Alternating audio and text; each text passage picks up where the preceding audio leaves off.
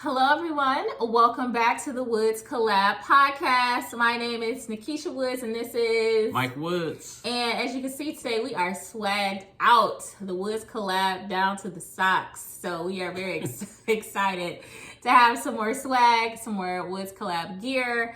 And we're going to talk about how you can strengthen your influence. How can you be more influential in the workplace? And so we're going to go into a couple of key things that we have identified through research, through practice. And so the very first thing that we have found in our research and from our experience is credibility. So making sure you have the resume and the experience, and you are communicating that when you are speaking to people and you're trying to make sure that your voice is heard, your ideas are heard, that you are influencing the project and moving that thing forward. And so, Mike, I would say that you're pretty influential. Would you say that?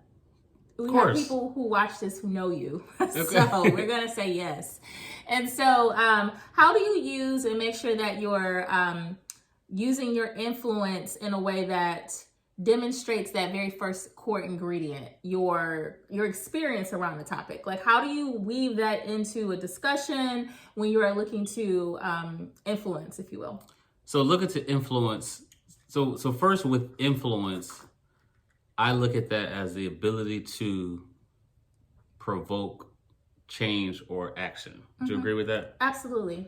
Okay, so when you're talking about credibility and pushing your influence, I think one of the things that's important is a personal brand. So your personal brand is what others see about what you bring to the table. Yeah. So for that, everybody has a brand, and whether or not it's being promoted intentionally or not, but one's brand makes a difference. So if I'm looking to drive change on a project, if I have a certain brand or history or a reputation for one who gets things done, or one who speaks up, one who might find gaps, my brand allows me to contribute towards the overall initiative, which gives me or lends me credibility and allows me to make an influence. Yeah, that's a great point, because your credibility is not just in that conversation. It starts with how well do you deliver on the things that you say you're going to deliver? Right. What can people depend on you for? What do they know you for? And so all of that leads towards your credibility. And then I would just add to that, in the moment, you can share, well, in my experience, right? In my experience, this has happened. And so I think that it could actually be an asset to this project, or bringing in some of those resources that you use on other projects in your past experiences. I think that long term, like you were saying, your brand is going to drive the credibility with that. And then you can articulate how are you credible, your experiences and things like that when you're actually working one-on-one. True. It's cool. So another way to add to influence, or to make sure you are taking advantage of your influence, is taking advantage of your personality. So there's different personalities for different initiatives. So for instance, if you needed a personality who can motivate, or who could bring some enthusiasm or bring some energy towards a project, towards a team, towards an initiative, that's something that could drive or push influence as well. Yeah, and I would probably say that's your secret sauce too. It's just having that personality, that energy, which brings us to the second point that we have today. So the very first one is credibility, your brand. How are you showing that you're credible in situations? And then the second one is influencing with emotion.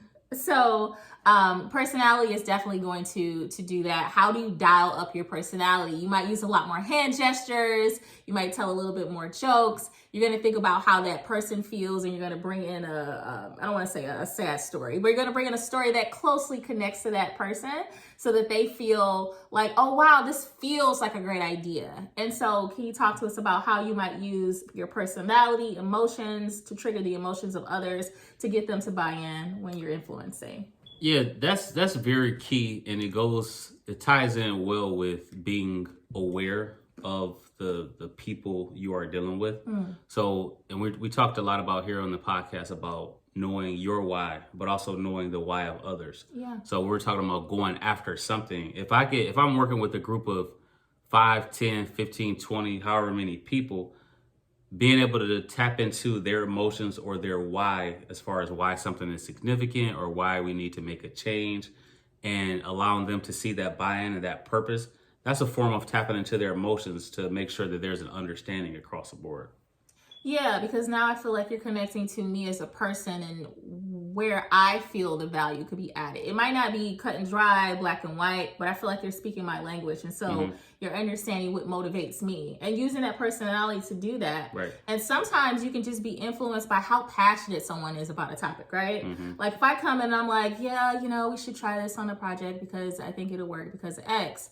That might work for some people, but for other people, they need, listen, this project is going to be amazing. It's going to wow everyone. And that might be that why for that person because maybe they just want to be energized around the things that they're working on. And so knowing their why in addition to your why, I like that. Yeah, so talk about another one of the things we talked about is as far as logic when it comes to influence. So speak a little bit about that. Yeah, so I'm the type of person where I probably lean towards the logic a little bit more because I can be very logical. For me, it's not what you feel, right? It's not like the warm and fuzzies. I don't care if you connect to me. Not really thinking about the personality. I'm thinking about hard facts and information and what can we prove. And so that's where you're going to think about like, okay, so what's worked in the past? What's going to work in the future? How do you know it? What research has been done? What's the return on investment or ROI? You're going to think about overall big picture. What is the black and white reason we should make this decision on a project? And so that's, like I said, what I tend to gravitate towards. And so because of that, because I know that that is one way that I use influence and I know it's a core ingredient, I will do that research before I actually get into that meeting. And I'll make sure that I have everything written down and documented so that I can communicate and articulate it and paint the vision for the people who are around. So what do you think about the logical part? I totally agree where you lean towards the logical play. And I think that's where we make a great team because all of those other things, that's what I'm leaning on. I'm leaning on the create. Yeah, it makes sense. But what about the feel? What about the overall vibe of the thing? So we could roll out something, and you have to look at the data because the data tells a story. Yeah. But what if we're rolling out something that just doesn't feel right as far as how it impacts those that are involved? Yeah. That's something you have to use your influence in order to drive change as well.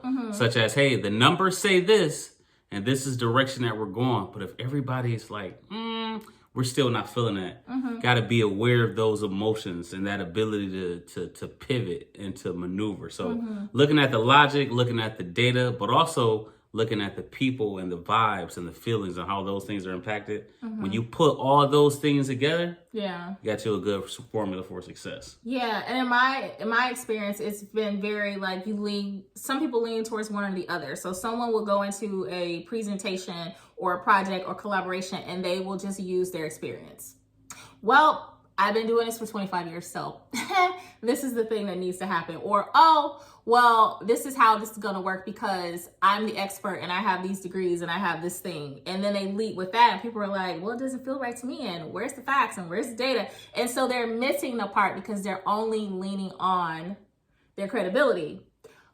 On the emotion part. And see, because I tend to hang out on the logical side, sometimes for me it can be challenging when someone is only focused on the feels of the project and they're like, but it feels good, but I think it'll work, it's good, it's great, everyone's gonna love it. And I'm like, but why? So if we only lean on that feel good part, then you may miss your audience. And then on the logical side, so talk to us about how you might miss your audience if you're only focused on the logic.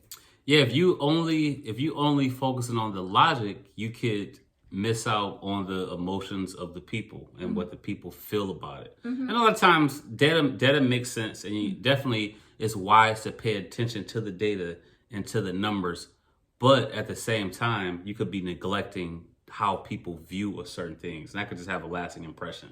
Say, hey, we're going this route because we talk about fitness a lot here. Fitness a lot here is like, hey, okay, if the data says if you eat this every single day and work out every single day during this time and doing these workouts, data reveals positive results. But then I might be over here like, I enjoy comfort food. I want to eat. Yes, comfort food makes me happy. I get the data, but what about how I'm feeling about this? So I could be, if I'm just going, nope, data says this and go about it, I may not have the opportunity to kind of get what I want, or that, not me. Yeah, me.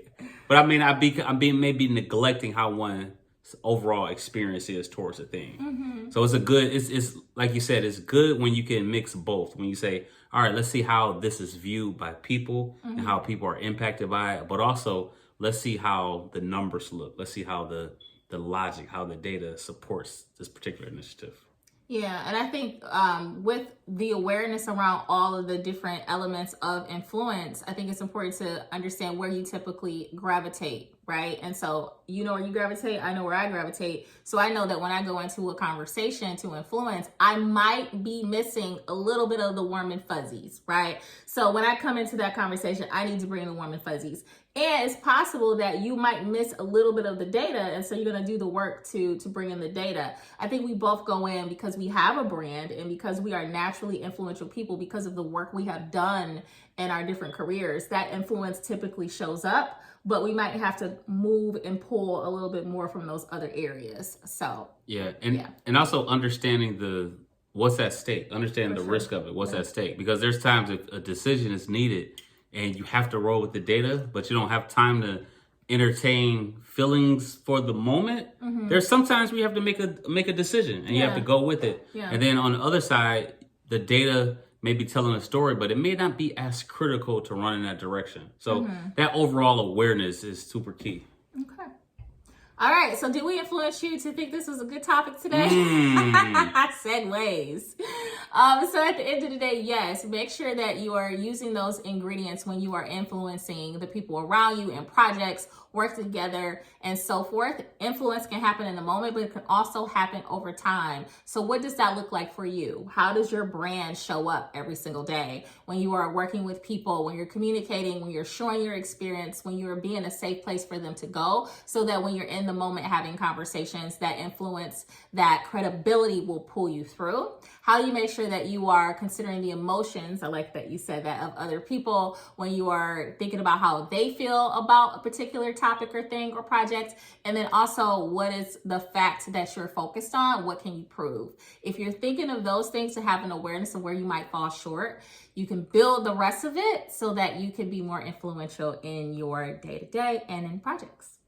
That's so good. Anything else you want to add to our topic today, Mr. Woods? Be the influence, just like that. Influence. Hashtag. I like that. Be the influence. All right. So this is the Woods Collab. Thank you so much.